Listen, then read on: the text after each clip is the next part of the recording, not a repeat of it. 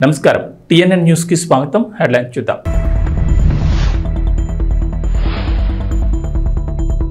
ధరణిలో జరిగిన తప్పుల సవరణకు అవకాశం త్వరలో కొత్త ఆర్ఓఆర్ చట్టం తగ్గనున్న భూ వివాదాలు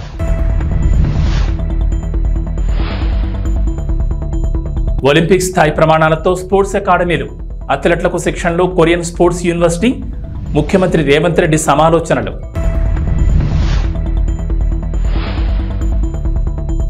కేంద్ర బడ్జెట్లో రాజధానికి 15,000 కోట్ల ప్రతిపాదన ఏడీబీతో కలిసి రుణం అందించనున్న ప్రపంచ బ్యాంక్ ఆగస్టు 19 నుంచి 27 వరకు అమరావతిలో పర్యటన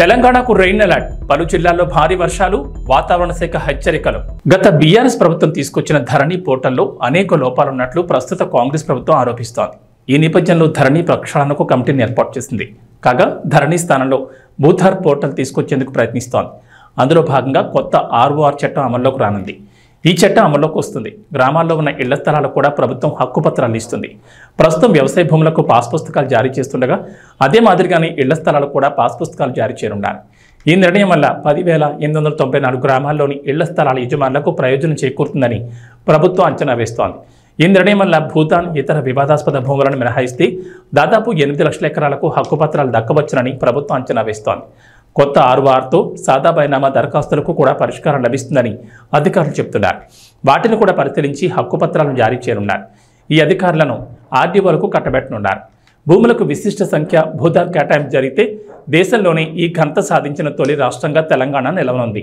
ప్రస్తుతం మండల స్థాయిలో భూ రికార్డుల నిర్వహణ జరుగుతుండగా కొత్త ఆర్ఓఆర్ చట్టంతో గ్రామ స్థాయిలో భూ రికార్డుల నిర్వహణ సాధ్యం కానుంది మన దేశంలో స్పోర్ట్స్కి అంత ప్రాధాన్యం ఇవ్వరనే అపవాదం ఉంది స్కూళ్లలో పిల్లలకు చదువులు తప్ప ఆటలపై ప్రత్యేక దృష్టి పెట్టేలా వ్యవహరించరు దీంతో ఒలింపిక్స్ వంటి విశ్వవేదిక క్రీడల్లో మన దేశానికి పెద్దగా పథకాలు రావడం లేదు ఈ నేపథ్యంలో తెలంగాణ ప్రభుత్వం కీలక నిర్ణయం తీసుకుంది హైదరాబాద్లో యంగ్ ఇండియా స్పోర్ట్స్ యూనివర్సిటీని ఏర్పాటు చేయాలని రేవంత్ ప్రభుత్వం నిర్ణయించింది అంతర్జాతీయ ప్రమాణాలతో నిర్మిస్తున్న ఫ్యూచర్ సిటీలో నిర్మించే స్పోర్ట్స్ హబ్లో దీన్ని ఏర్పాటు చేయనున్నారు దాదాపు 12 వివిధ క్రీడల అకాడమీలను ఇందులో ఏర్పాటు చేయాలని ప్రభుత్వం భావిస్తోంది వీటిలో అంతర్జాతీయ స్థాయి అధునాతన మౌలిక సదుపాయాలుంటాయి ఈ స్పోర్ట్స్ హబ్లో sports science centre sports medicine centre కూడా అందుబాటులో ఉండేలా ఏర్పాట్లు చేస్తారు కొత్తగా స్థాపించిన స్కిల్ యూనివర్సిటీ తరహాలోని తెలంగాణ స్పోర్ట్స్ యూనివర్సిటీకి యంగ్ ఇండియా స్పోర్ట్స్ యూనివర్సిటీ అని పేరు పెట్టాలని ప్రభుత్వం నిర్ణయించింది దీనికి అనువైన స్థలంగా ప్రస్తుతం హక్కింపేటలో ఉన్న స్పోర్ట్స్ స్కూల్ లేదా గచ్చిబౌలిలోని స్పోర్ట్స్ కాంప్లెక్స్లను పరిశీలిస్తున్నారు సదరు క్యాంపస్ను ఒలింపిక్ స్థాయి అంతర్జాతీయ ప్రమాణాలుండేలా అప్గ్రేడ్ చేయాలని నిర్ణయించారు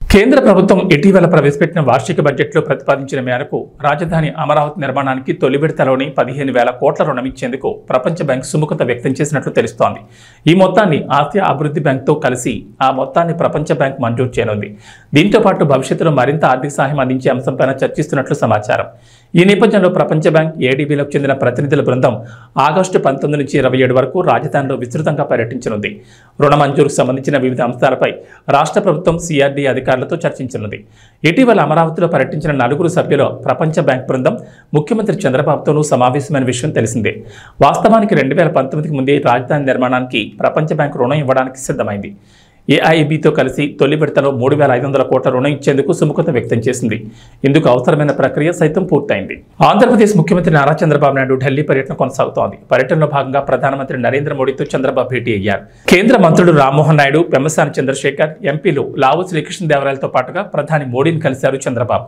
రాష్ట్రానికి సంబంధించిన పలు కీలక అంశాలపై ప్రధానమంత్రితో చర్చించారు ఆంధ్రప్రదేశ్ జీవనాడి అయిన పోలవరం జాతీయ ప్రాజెక్టు నిర్మాణానికి అయ్యే పూర్తి ఖర్చును భరిస్తామని కేంద్రం గతంలో హామీ ఇచ్చింది అలాగే ఇటీవల ప్రవేశపెట్టిన బడ్జెట్లోనూ ఇదే విషయాన్ని పునరుద్ఘాటించింది కేంద్రం హామీ ఇచ్చిన నేపథ్యంలో పోలవరం నిధుల మంజూరుపై ప్రధానితో చంద్రబాబు మాట్లాడినట్లు తెలుస్తోంది ఇక ఆంధ్రప్రదేశ్ రాజధాని అమరావతి నిర్మాణానికి కేంద్రం సహకారం పైన ఇరువురు నేతలు చర్చించినట్లు తెలిసింది అమరావతికి కేంద్రం బడ్జెట్లో 15,000 కోట్ల ఆర్థిక సహాయం చేయనున్నట్లు ప్రకటించింది ఈ నేపథ్యంలో అమరావతికి ప్రకటించిన నిధుల విడుదలపైన చంద్రబాబు ప్రధాని నరేంద్ర మోడీ దగ్గర వాకప్ చేసినట్లు సమాచారం వీటితో పాటుగా వెనుకబడిన జిల్లాల జాబితాలో ఉన్న 8 జిల్లాలకు ఆర్థిక సహాయం కింద నిధులు విడుదల చేయాలని ముఖ్యమంత్రి చంద్రబాబు నాయుడు ప్రధానమంత్రిని కోరినట్లు తెలిసింది సుమారు గంట పాటు జరిగిన భేటీలో ఇంకా పలు అంశాలపై ఇరువురు నేతలు చర్చించుకున్నట్లు సమాచారం అలాగే కొత్త రుణాలపైన చంద్రబాబు ప్రధాని వద్ద ప్రస్తావించినట్లు తెలిసింది. వైఎస్ జగన్ హయాంలో చేసిన రుణాలను రీషెడ్యూల్ చేయాలని ప్రధాని కోరినట్లు సమాచారం. ప్రభాస్ కొత్త సినిమా షురూ అయింది. డార్లింగ్ ప్రభాస్తో హను రాఘవపూడి తీయబోతున్న ప్రాజెక్టుకు సంబంధించిన పూజా కార్యక్రమాలు శనివారం ఘనంగా జరిగాయి. ఇక ప్రభాస్ తరసన నటించబోతున్న కొత్త హీరోయిన్ కూడా ఈ కార్యక్రమంలో సందడి చేసింది. ప్రభాస్ తరసన ఇమాన్వి అనే అమ్మాయి నటిస్తోంది. ఈమె గురించి ప్రస్తుతం నెట్టింట్లో బాగానే రీసెర్చ్ చేస్తున్నారు. ఈమె ఫోటోలు, వీడియోలు సోషల్ మీడియాలో రేంజ్లో ట్రెండ్ అవుతున్నాయి. ఆమె డాన్సులకు అందరూ ఫిదా అవుతున్నారు. నటి పేరు ఇమాన్వి, అతని పేరు ఇమాన్ ఇస్మాయిల్. ఈమె నటి మాత్రమే కాదు, డాన్సర్, కొరియోగ్రఫర్ కూడా. డాన్స్ అదరకొడుతుంది. ఆ డాన్స్ ద్వారానే సినిమాలో అవకాశాలు దక్కించుకుంది. ఈమె డాన్స్ వీడియోలు బాగా వైరల్ అయ్యాయి. ఇమాన్వికి ఇన్స్టాగ్రామ్లో 6 లక్షల పైగా, యూట్యూబ్లో సుమారు 5 లక్షల ఫాలోవర్లు ఉన్నారు. ఇమాన్వి 1995 అక్టోబర్ 20న ఢిల్లీలో జన్మించింది. ఢిల్లీలోని MBA PG పూర్తి చేసింది. కాలేజ్ రోజుల నుంచే డాన్స్తో బాగా పేరు సంపాదించుకుంది. ఆ తర్వాత అమెరికాలో ఓ డాన్స్ అకాడమీలో శిక్షణ తీసుకుంది. వెస్టర్న్ డాన్స్తో పాటు భారతీయ సంప్రదాయ భరతనాట్యం, కూచిపూడిలోనూ ఇమాన్వికి ప్రవేశం ఉంది. డాన్స్తో పాటు ఆమె ప్రదర్శించే హావభావాలు అదనపు ఆకర్షణ. ఇక ఈ పూజా కార్యక్రమంలో ఇమాన్వి ప్రభాస్ కనిపించిన తీరుకు అంతా ఫిదా అవుతున్నారు. ప్రభాస్ను చూసి ఇమాన్వి పడిపోయిందని జనాలు అనుకుంటున్నారు. ప్రభాస్ను ఇమాన్వి చూస్తున్న తీరుపై ఫన్నీగా కామెంట్లు పెడుతున్నారు. ఏమున్నాడ్రా బాబా అని అనుకుంటుందేమో అని ఒకరు, ఆయ్ బాబోయ్ ఎంత పొడుగు అని అనుకుంటుందేమో అని మరొకరు ట్వీట్లు పెడుతూ ఫన్నీగా ఆ వీడియోను షేర్ చేస్తున్నారు. కోల్కతాలోని జూనియర్ వైద్యురాలపై జరిగిన అత్యాచార ఘటన ఖండిస్తూ శనివారం రాత్రి ఉస్మానియా జూనియర్ డాక్టర్లు నిరసన కార్యక్రమం చేపట్టారు. వైద్యురాలి ఆత్మకు శాంతి కలగాలని కోరుతూ మెడికల్ కాలేజీలో కొవ్వొత్తులతో నివాళులర్పించారు. వైద్యురాలిపై అత్యాచారం చేసిన నిందితుని కఠినంగా శిక్షించాలని ఉస్మానియా మెడికల్ కాలేజ్ పూర్వ విద్యార్థిని డాక్టర్ నాగసాయి డిమాండ్ చేశారు. దేశంలో ఎలాంటి ఘటనలు పునరావృతం కాకుండా ఉండాలంటే పటిష్టమైన చట్టాలను తీసుకురావాలని కోరారు. ప్రతి మెడికల్ కాలేజ్, హాస్పిటల్స్లో విమెన్ సెల్ని ఏర్పాటు చేయాలన్నారు. Okay, so for every independence, one speech we remind ourselves, we remind the society, is Ms. Nehruji's speech, Tryst with Destiny. But now I think after 78 years of independence, it is tryst with crime. After so many years of struggle for independence, I think what we are facing now is a tryst with crime. Totally uncivilized. I think after seeing this incident, it made me to feel even animals show some sense of respect towards their kindred. Such total, mindless, ruthless this Kolkata act was.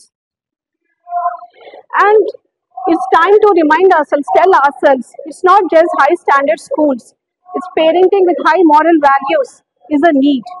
These criminals and people who are supporting these criminals utterly lack these values. So it's time to keep up the moral occurred and which might occur next. And people begin to live. There's only one life. Let me enjoy it to the utmost. But let me remind you, it is not pleasures. Greed only breeds filth. And that's what we are seeing. The mirror, it reflects back your deeds. What you sow, you reap. And definitely you get for what you're giving to the society. The main thing is, we might ask for justice. We might get some kind of judgment. But what after? What next?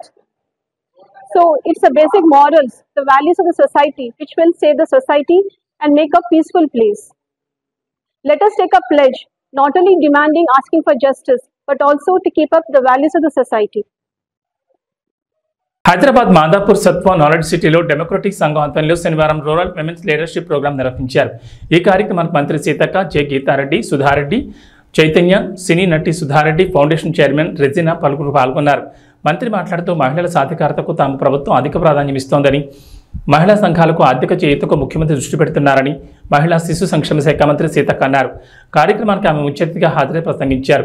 వనితలు రాజకీయ, ఇతర రంగాల్లో ముందుకు సాగుతుంటే నిరుత్సాహపరిచి వెనక్కి లాగేందుకు యత్నించేవారుంటారని వారిని లెక్క చేయకూడదన్నారు. మంత్రి అయ్యాక తాను అలాంటివి ఎదుర్కొన్నానని తెలిపారు. అఘాయిత్యాలు బాధాకరం. మహిళలు ఆర్థిక ప్రగతి సాధిస్తూనే మరోవైపు లైంగిక వేధింపులకు గురవుతున్నారని ఆవేదన వ్యక్తం చేశారు. కోల్కతాలో వైద్యురాలిపై అత్యాచారం మన రాష్ట్రంలోని ఘటనలు ఆందోళన కలిగిస్తున్నాయని చెప్పారు. మాజీ రాష్ట్ర మంత్రి, పిసిసి కార్యనిర్వాహక అధ్యక్షురాలు జె గీతారెడ్డి మాట్లాడుతూ మహిళలు నాయకులుగా ఎదగాలని పిలుపునిచ్చారు. మా మహిళలకు ఏ ఇబ్బంది అయినా కూడా ఇందు నుండి మాకు మేమే పోరాడడానికి సహాయపడ్డారు ఈ సంఘానికి. దీనివల్ల మేము ముందుకు ఇంకా వెళ్తూ ఎవరికి భయం లేకుండా ఉండాలని, ఆడవాళ్ళకి ముఖ్యంగా ధైర్యం తెచ్చుకొని ముందుకు సాగాలని మనస్ఫూర్తిగా కోరుకుంటున్నాను. నా పేరు శైలజ అండి, మాది కరీంనగర్ డిస్టిక్, గోపాల్పూర్ విలేజ్ మాది కూడా. డెమోక్రటిక్ సంఘం నుంచి మేము సభ్యులుగా ఉన్నందుకు ఫస్ట్ నేను హ్యాపీగా ఫీల్ అవుతున్నా. ఎందుకు అంటే మా ఊర్లో ఏ ప్రాబ్లమ్స్ వచ్చినా మాకు మేమే సాల్వ్ చేసుకోవడానికి ఈ సంఘం ఒకటి రూపొందించారు కాబట్టి అందులో ఒక సభ్యులుగా ఉన్నందుకు చాలా హ్యాపీగా ఫీల్ అవుతున్నా. ఇదివరకు ఏమన్నా అంటే ముందు ఏమైనా ప్రాబ్లమ్స్ వస్తే మా ఊర్లో కానీ ఎక్కడైనా కానీ ఏదైనా సమస్య వస్తే అక్కడికి వెళ్ళి ఫస్ట్ మాకు ధైర్యాన్ని ఈ ధైర్యాన్ని తెచ్చుకోవాలి, ఇట్లా ఉండాలి అని ఫస్ట్ మాకు ట్రైన్ చేసినారు. ఇట్లా ఉండాలి, మీరు ఇట్లా ఉండాలని ట్రైనింగ్ క్లాసులు తీసుకుంటున్నాం మేము. All our friends and all the women who we are here for today actually. I'm extremely happy work we will be taking up. But before that, let's visit where we are as a democracy around the world and why we feel there is a need for an organization like Democratic Sangha to work on strengthening and defending our democracy. In its annual report last year, the International Institute for Democracy and Electoral Assistance said half of the world's democracies are in a state of decline amidst worsening. రాజకీయంలో ఉన్నారు. ఒక 5 ముఖ్యమంత్రులతో పనిచేస్తాను. కానీ నా ఒక ఇంత పొడుగైనటువంటి రాజకీయ జీవితంలో ఈ చిన్న వయసులో స్టూడెంట్గా ఉన్నాడు.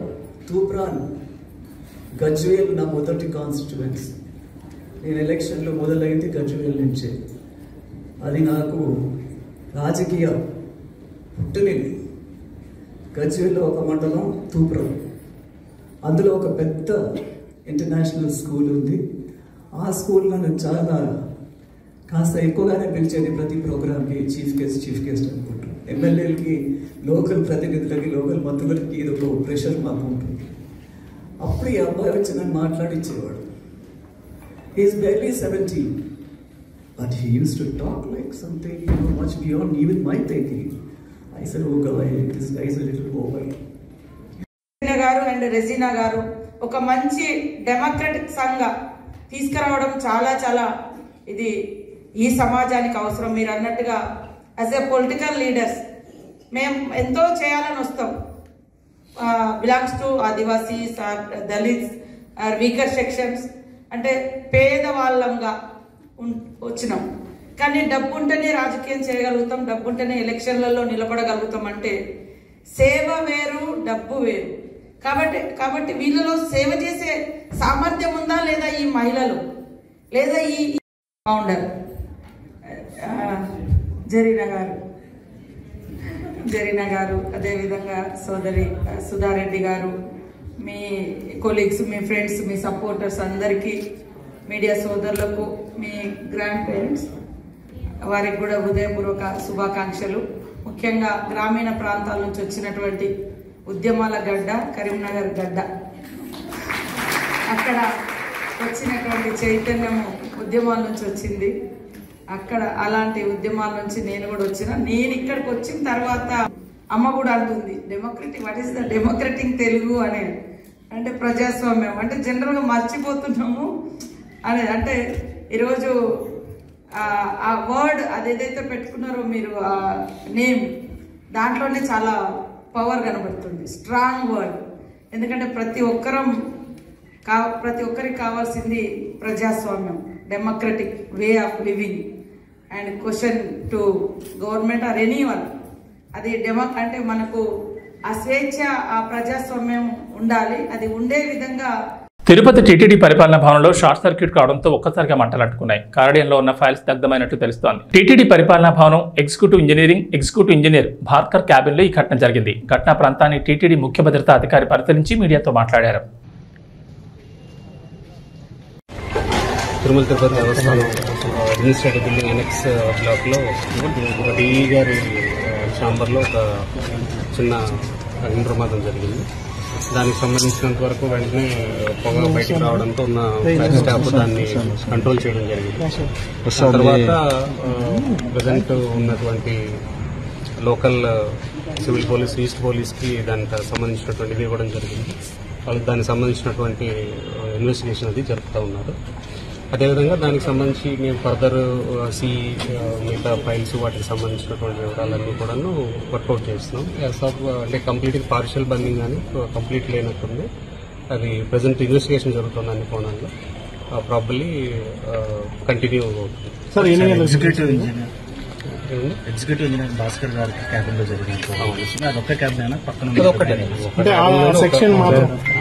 ఒక క్యాబిన్ లో అది కూడా పూజ కింద ఉండేటటువంటి కింద టేబుల్ పేపర్ ఫైల్స్ అది పార్షియల్ బర్నింగ్ కనిపిస్తుంది. ప్రధానంగా ఫైల్స్ ఏమన్నా ప్రెసెంట్ యాజ్ ఆఫ్ నౌ అది ఇన్వెంటరీ జరుగుతుంది. ఇన్వెంటరీ అంతా ఈ ఫైలింగ్ కాబట్టి కాపీ తీసుకున్నాయి. అంటే ఏ సెక్షన్ సంబంధించి రోడ్లా లేకపోతే రుణమాఫీ విషయంలో కాంగ్రెస్ ప్రభుత్వం రైతాంగాన్ని మోసం చేసిందని, దేవుళ్ల మీద ఒట్టు పెట్టుకుని కూడా మాట మీద నిలబడలేదని బీజేపీ జిల్లా అధ్యక్షుడు గంగాడి కృష్ణారెడ్డి అన్నారు. కరీంనగర్ జిల్లా జమ్మికుంటలో స్థానిక బీజేపీ శ్రేణులతో కలిసి నిర్వహించిన సమావేశంలో రైతు రుణమాఫీ అంశంపై మాట్లాడారు. అసెంబ్లీ ఎన్నికలకు ముందు సోనియా గాంధీ పుట్టినరోజు కానుకగా డిసెంబర్ 9 నాటికి 40,000 కోట్ల రూపాయల రైతు రుణమాఫీ ఏకకాలంలో చేస్తానన్న రేవంత్ రెడ్డి మాట మీద నిలబడలేదని మండిపడ్డారు. డిసెంబర్ 9న రేవంత్ రెడ్డి ఇచ్చిన హామీని నెరవేర్చలేక పార్లమెంట్ ఎన్నికల ముందు మరో నాటకానికి తెరలేపారని అన్నారు. రేవంత్ రెడ్డి గారి నేతృత్వంలోని కాంగ్రెస్ ప్రభుత్వం ఎన్నికల సమయంలో అనేక హామీలు ఇచ్చి ముఖ్యంగా రైతులకి ఏకకాలంలో 2 లక్షల వరకు రుణమాఫీ చేస్తా అని చెప్పి ఇచ్చినటువంటి హామీని ఎన్నికలై 8 నెలలు గడిచిన తర్వాత కూడా ఇప్పటికీ కూడా రుణమాఫీ చేయకుండా కేవలం ప్రకటనలకు మాత్రమే 3 విడతలుగా రుణాలను మాఫీ చేస్తున్నామని చెప్పి కోట్లాది రూపాయలను పత్రికా ప్రకటనలకు టీవీలలో యాడ్స్ కోసం ఉపయోగించి ప్రజాధనాన్ని దుర్వినియోగం చేసి గొప్పలు చెప్పుకొని ఊరూరా సంబరాలు చేసి సిగ్గు లేకుండా రుణమాఫీ చేయకుండా వ్యవహరిస్తున్నటువంటి రేవంత్ రెడ్డి ప్రభుత్వం నిన్నటికి మొన్న 15 ఆగస్టు నాడు మరి 3 విడతల్లో పూర్తిగా రుణాలు మాఫీ చేస్తా అని చెప్పినటువంటి ప్రభుత్వం పూర్తిగా కూడా రైతులను మోసం చేసే వ్యవహారంతో కేవలం ఒక దగా చేయాలన్నటువంటి ఆలోచనతో ఉన్నది తప్ప రైతులకు నిజంగా రుణమాఫీ చేద్దామన్నటువంటి ఉద్దేశం ఈ రాష్ట్ర ప్రభుత్వానికి లేదు. వాళ్ళ యొక్క ఇచ్చినటువంటి లెక్కలు వాళ్ళ తేల్చినటువంటి వాళ్ళ యొక్క వ్యవహారమే ఎగ్గొడదామన్నటువంటి రుణమాఫీని ఎగ్గొట్టి కేవలం పూట గడుపుకోవడానికి మాత్రమే వ్యవహరిస్తున్నట్టుగా స్పష్టంగా కనిపిస్తుంది. దానికి ముఖ్యమైనటువంటి మనము చూస్తే ఒక రాష్ట్ర ప్రభుత్వం SLBC state level bankers committee తేల్చినటువంటి రుణాలు 49,500 కోట్ల రూపాయలు ఉన్నాయండి. ఈ పంట రుణాలు రాష్ట్ర ప్రభుత్వము కేబినెట్ కమిటీ అని చెప్పి ఒక కమిటీ వేసి వాళ్ళు తెలిసింది 31,000 కోట్లు, కానీ బడ్జెట్లో కేటాయించింది 26,000 కోట్లు. వాస్తవానికి 3 విడతలుగా రుణాన్ని మాఫీ చేసినా అని చెప్పి అది కూడా ఇంకా పూర్తిగా అమలు కాలేదు. ఇచ్చిన విడుదల చేసినటువంటి ప్రభుత్వం చెప్పినటువంటి లెక్కలు కేవలం 17,933 కోట్ల రూపాయలు మాత్రమే. అంటే ఈ లెక్కలు బట్టి చూస్తే అర్థమవుతుంది ఈ రాష్ట్ర ప్రభుత్వానికి రైతులను మోసం చేయాలన్నటువంటి ఆలోచన తప్ప రుణమాఫీ చేద్దామన్నటువంటి ఆలోచన లేదు. కేవలం పబ్బం గడుపుకున్నటువంటి వ్యవహారం నడిపిస్తున్నది.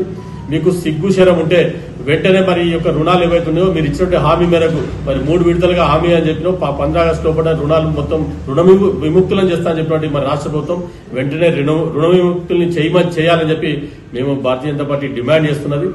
మీరు రైతులను ఇంకెన్నో రోజులు చేయరు. రైతులంతా కూడా 15 ఆగస్టు వరకు మా రుణాలు మాఫీ అయితే అని చెప్పి వాళ్ళు ఎదురు చూసారు. మీరు ఫస్ట్ విడత ఇచ్చినటువంటి 1 లక్ష రూపాయల లోపల రుణాలు ఏవైతే మాఫీ చేస్తున్నారో దానిలో 20-30% మాఫీ కూడా కాలేదు. అదేవిధంగా సెకండ్ విడత 1,50,000 వరకు రుణమాఫీ అని చెప్పారు. అందులో కూడా ఎవరు కూడా కానటువంటి పరిస్థితి. నిన్న అనౌన్స్ చేసినటువంటి 2 లక్షల వరకు రుణమాఫీలో కూడా ఎక్కడ కూడా ఇప్పటి వరకు పూర్తిగా కేవలం 20-30% రైతులకు మాత్రమే ఈ రుణమాఫీ వర్తించిందని ప్రకటన చేసింది తప్ప ఎక్కడ మిగతా 70% రైతులకు ఇంకా మీరు రుణాలు అందించాల్సిన రుణమాఫీ చేయాల్సిన బాధ్యత మీ మీద ఉన్నది. ఇక వాతావరణ విషయానికి వస్తే తెలంగాణలో వర్షాలు వేయడం లేదు. రాష్ట్రంలో నేడు కూడా భారీ వర్షాలు కురుస్తాయని హైదరాబాద్ వాతావరణ శాఖ అధికారులు వెల్లడించారు. ఆవర్తనం ద్రోణి ప్రభావంతో తెలంగాణలోని పలు జిల్లాల్లో నేడు వర్షాలు కురుస్తాయని చెప్పారు. వీటికి తోడు దక్షిణాన నైరుతి రుతుపవనాలు ద్రోణిని ఏర్పాటు చేశాయని చెప్పారు. ఉత్తర కర్ణాటక తెలంగాణను ఆనుకుని ఒక తుఫాన్ లాంటి సుడి ఏర్పడిందని తెలిపారు. దీని నుంచి ఒక ద్రోణి దక్షిణ వైపు ఉందని, వీటన్నిటి ప్రభావంతో 2 తెలుగు రాష్ట్రాల్లోనూ విస్తారంగా వర్షాలు కురుస్తాయన్నారు. నేడు నిర్మల్, నిజామాబాద్, జగిత్యాల, పెద్దపల్లి, మహబూబ్ నగర్, ఆదిలాబాద్, ఆసిఫాబాద్, మంచిర్యాల, నాగర్ కర్నూల్, వనపర్తి, నారాయణపేట, జోగులాంబ గద్వాల, హైదరాబాద్, రంగారెడ్డి, వికారాబాద్, సంగారెడ్డి, నల్గొండ జిల్లాలో భారీ వర్షాలు కురిసే అవకాశం ఉందని వెల్లడించారు. ఈ మేరకు ఆయా జిల్లాకు ఎల్లో అలర్ట్ జారీ చేశారు. వర్షానికి తోడు భారీగా ఈదురుగాలులు వీస్తాయన్నారు. గంటకు 30 నుంచి 40 కిలోమీటర్ల వేగంతో గాలులు వీస్తాయని ప్రజలు అప్రమత్తంగా ఉండాలని సూచించారు. కొన్ని ప్రాంతాల్లో పిడుగులు కూడా పడే ఛాన్స్ ఉన్న నేపథ్యంలో చెట్ల కింద బహిరంగ ప్రదేశాల్లో ఉండకపోవడం మంచిదని చెప్పారు. ఏబీ బులెటిన్ విశేషాలు. నమస్కారం.